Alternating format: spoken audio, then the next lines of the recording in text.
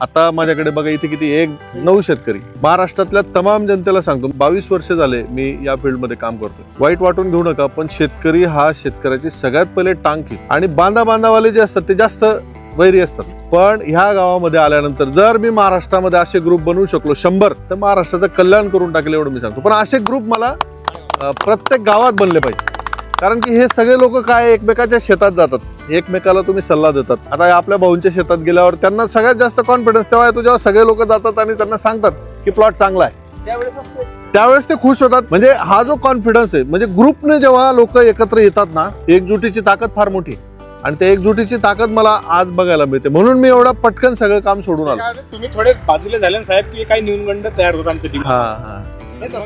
पण असे ग्रुप महाराष्ट्रात प्रत्येक गावात एक ग्रुप तयार झाला.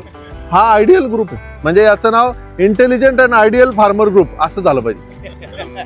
हुशार आणि आदर्श शेतकरी ग्रुप, असे ग्रुप प्रत्येक गावात तयार व्हावं.